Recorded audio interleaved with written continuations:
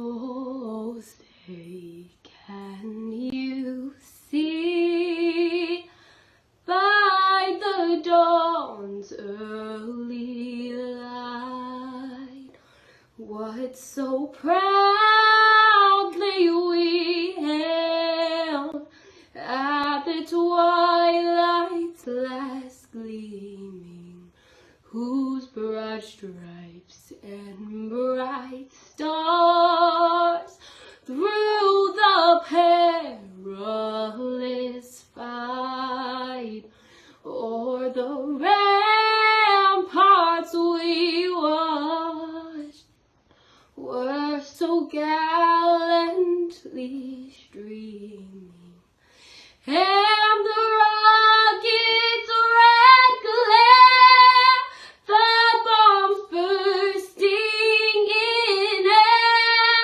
gave proof through the night that our flag was still there.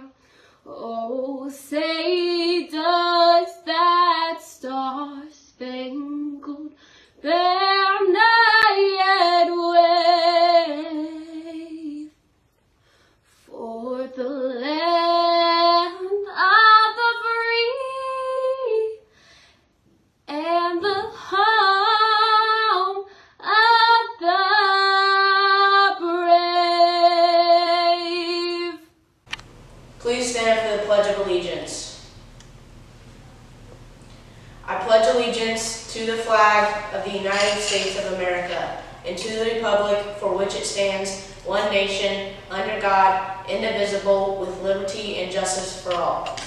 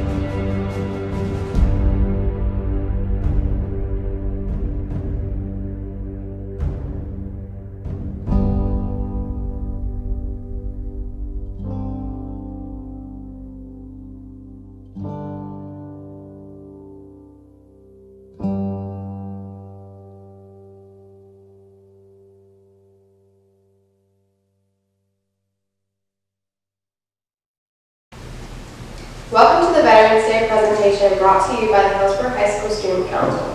I would like to start off by saying that we are all grateful to be able to continue with our Veterans Day program. Due to obvious reasons, our presentation will look a little different this year.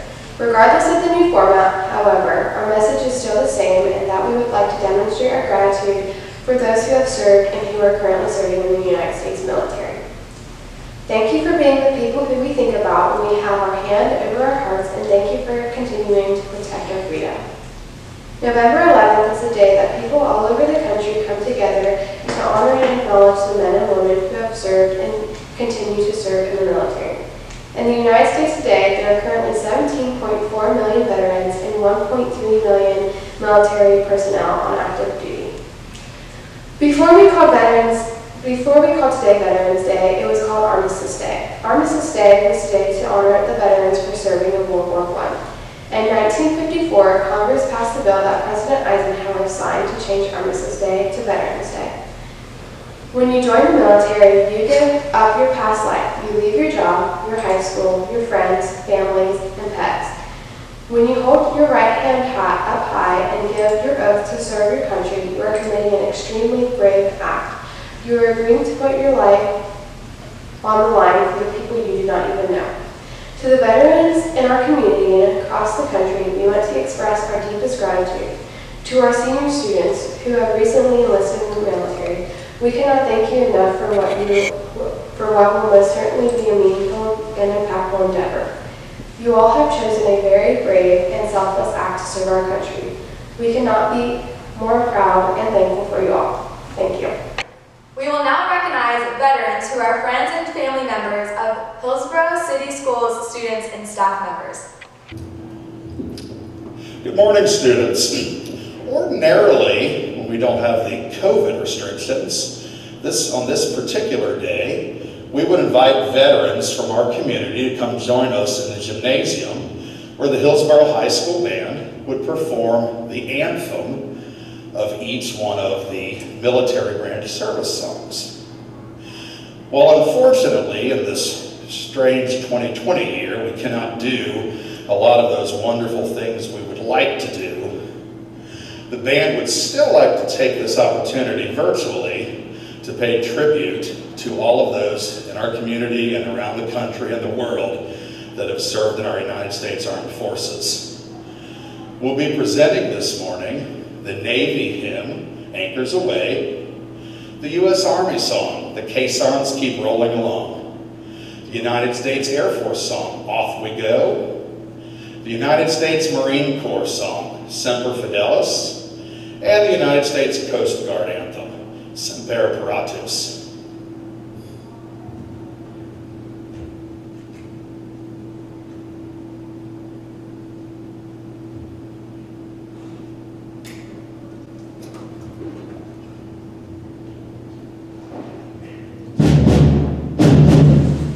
Jared Willer.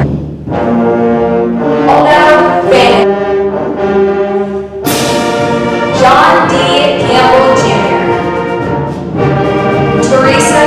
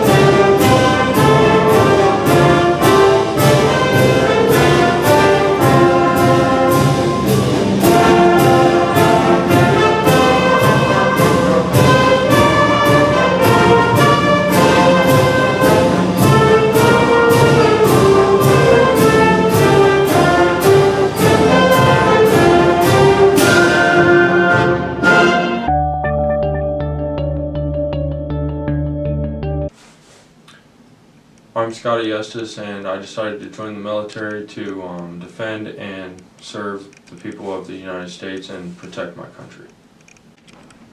I joined the Marine Corps because my dad was in the Marine Corps, and it was either this or college, and I just thought, join the Marine Corps, and that's about it. Hi, my name is Derek Fraley. The reason I decided to enlist in the United States Navy is because of the opportunities and benefits. Through the Navy, I'm able to get a higher education and also follow a career path that is best suited to my abilities. Hello, I'm here with retired specialist Harry Dean. Hello, how are you? I'm doing good. How are you? Thanks for having me. Doing pretty good. So our first question is, were you drafted or were you enlisted? So I was enlisted. I actually wanted to join the military, and they no longer do the draft anymore. So, Yeah. So when did that stop? the draft? Oh wow, that was before my time. So I'm not sure. I want to say in the 70s. But Okay. Where were you living at the time when you were enlisted? so at the time I was enlisted into the military, I was living here in Hillsboro. So this is my hometown. Yeah. And then when I ended up going off to war, I still lived in Hillsboro, so I've never left. Oh wow. Why did you join?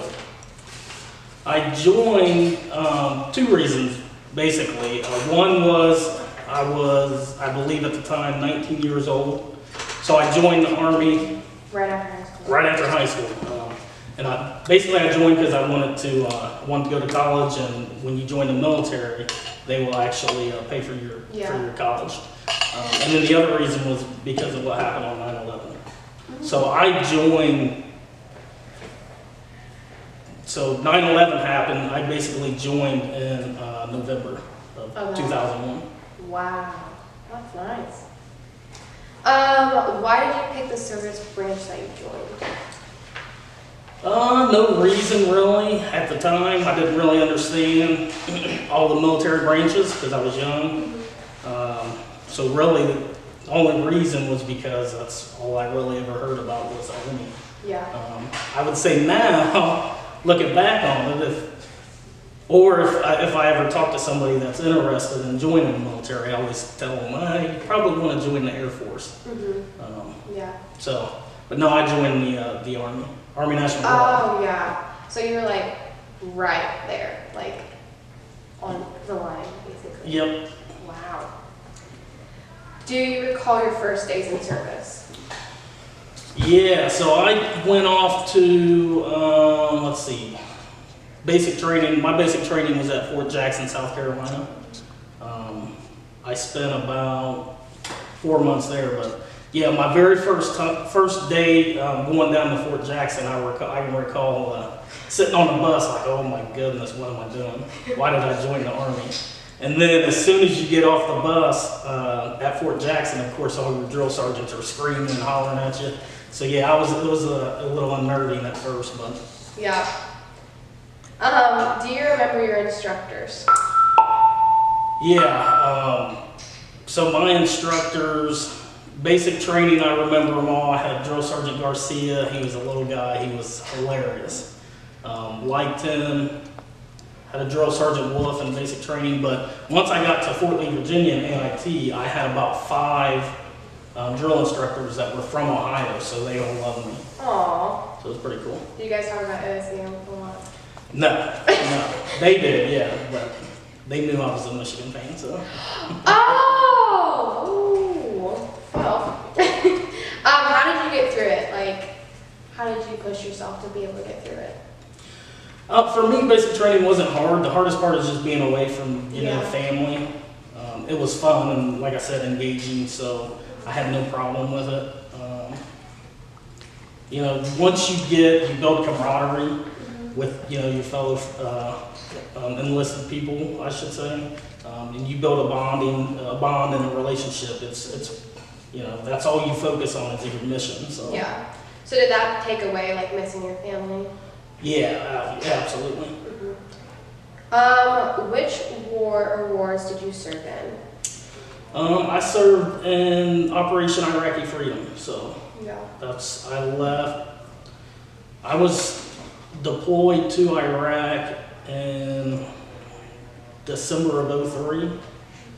So didn't actually go to Iraq in December because, you know, once you get deployed to Iraq, you first go off to another base where you're gonna, you know, learn, you know, all the ways you're gonna do in Iraq, right? You're gonna learn all the military stuff that's gonna happen in Iraq. Yeah. So I left for Camp Atterbury, Indiana, and spent about 2 months there. I didn't necessarily get boots in ground in Iraq until probably February of '04. Oh wow, so you were there for in Indiana for a while. Couple months, yeah. Do you remember arriving to Iraq and what was it like? Yeah, so I was on the, me and 3 other guys, my lieutenant, and then 2 of my buddies. So all 4 of us, we did, basically it's like a recon mission. We were sent to Iraq ahead of my entire unit. Oh wow. So I can remember flying in on the plane, and it's, you know, you can't even see the ground because it's so dusty over there. Oh my So God. it was pretty wild. Yeah. What was your job and assignments to do? So I was with 216 Engineer Battalion. That is it's a combat engineer, basically. You know, we fight and we build. At the same time? Yeah. Oh my so, gosh. you know, it just depends on what missions you have while you're there. Yeah. But, so my job, my actual military occupation was 77 Foxtrot, which was petroleum supply. So I did, you know, refueling helicopters, Humvees, stuff like that. But as I said, I was with an engineer battalion, so we did other things too. Wow. You know, pouring concrete for helipads, blowing up bridges, you know, stuff like that. Yeah. Wow. Did you see any combat while you were there? Yes, so I was there. I spent about 7 months in Iraq before I was injured. So I actually was hit by a roadside bomb. My Humvee was. It resulted in me losing my leg, my right leg below the knee. Yeah. So it's amputated. And then I had 2 buddies that were killed in that same explosion. So yeah, we seen combat in Iraq. Yeah.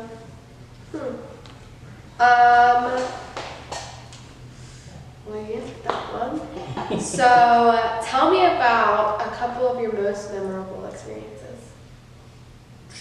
Like where you had fun and.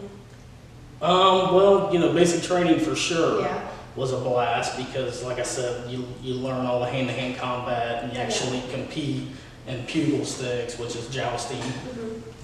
So that stuff was always a blast. And then obviously, I actually, believe it or not, had a wonderful time in Iraq. I enjoyed interacting with the Iraqi civilian kids over there.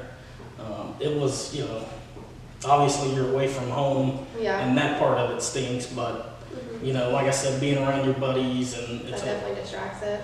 yeah, and it's a friendship you never lose, and so I enjoyed my time over there as well. Yeah. How was your plane ride? Was it very like nerve-wracking? On the way there, oh yeah, because it's, you know, it's the unknown, Yeah. right? So as you're flying over, you're thinking, what am I doing? Yeah. What have I got myself into? But you know, once you get into it, you get accustomed to it. You know? Yeah. I remember the first day in Iraq. You know, we did a 3-day convoy to Camp Spiker. So Camp Spiker is where I stayed in Iraq. It's like the biggest base in Iraq. It's 14 miles from one end to the next. And I remember as we're loading stuff into the place we're going to stay, you just hear IEDs, or not IEDs, rocket propelled grenades and mortars flying in. And so you're like, what is going on? And of course, all the people that have been there, they're like, oh, it's fine. They can't reach us. Everything's fine. And you're just So you get used to hearing stuff like that. Yeah. Wow. How did you stay in touch with your family? We had what they call MWR, morale, welfare, recreation, tent set up for us. So we had telephones over there. We could call anytime we wanted. Oh, So anytime wow. we had downtime, obviously, Yeah. we could call. Did you have downtime like a lot during the day? Or did it just depend on the day? Yeah, it just depended on, what was going on. We did a lot of missions, so, going out, doing things. But anytime you was on base, you basically had to go on. Oh, so then the military just say like, okay, it's like break time, like you can do whatever. And So yeah, we always had stuff to do, but Yeah. at the end of the day, we were able to do what we wanted. About 5 o'clock. Oh yeah. So, we'd call, make phone calls, or send emails. Did you get any letters or anything?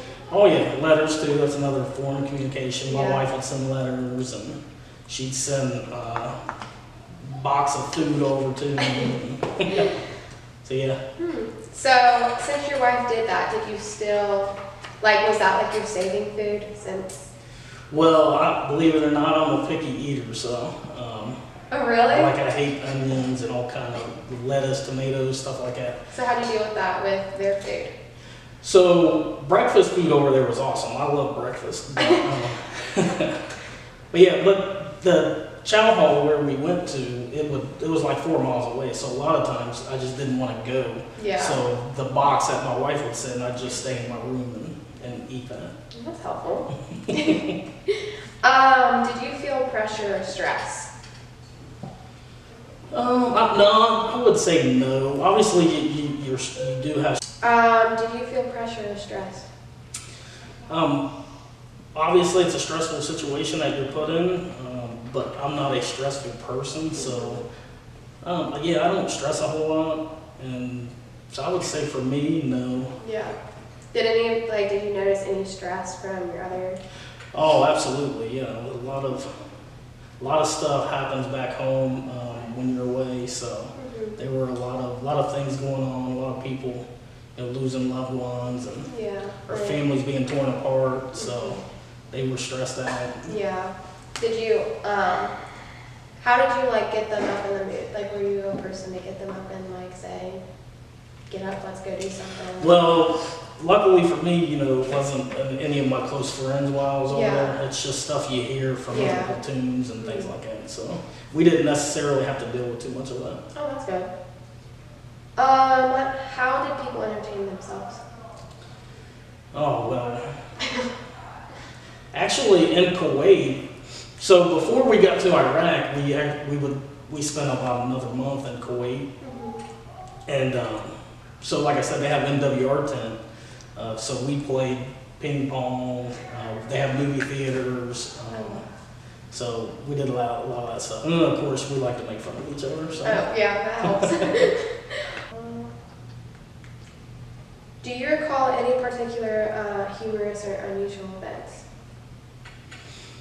Oh, I don't believe so off the top of my head. Yeah. No. That's okay. No. I mean, there's camel spiders over in Iraq, so they can get big. And of course, the story was while you're sleeping, they chew your feet off and stuff like that. Gosh. So we would always pick them up and mess with each other. But You would pick them up? Oh yeah, we'd throw them at each other. Oh my golly.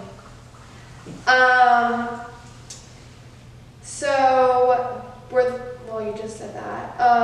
What did you think about officers or fellow soldiers? Well, I mean, it's a brotherhood, so Yeah. Obviously I still have a lot of friends that were in the military I speak with, and Lieutenant Chuck Yeager was one of my best friends while we were in Iraq. So yeah, I love him. Whenever you were there, did you keep a personal diary? No. You didn't? No, not for me. I've never been a diary Yeah. person though, so. So you didn't write anything? No. That's alright. What did you go on to do as a career after the war? So I was medically retired in 2006. From there, I started working for the Ohio National Guard as a government contractor. Yeah. And so just recently, I did that for 15 years, and then about a month ago, I took another position with the military as a government employee.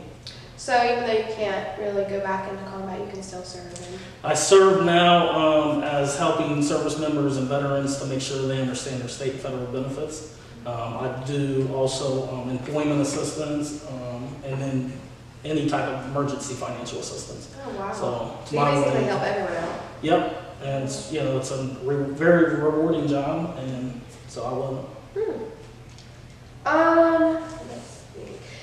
Did your military experience influence your thinking about war or about the military in general?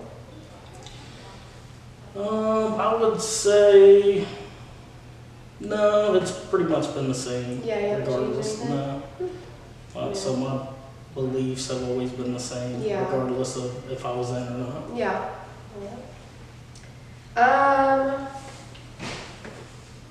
How did your service and experience affect your life? Obviously, you know, I'm Oh, missing yeah. a leg, so, but really, and I always tell everybody this, I'm the same person I was before I joined the Army, even Yeah. though I'm missing a leg. The only difference is I'm a little fat and out of shape now, so, but no, it's still the same.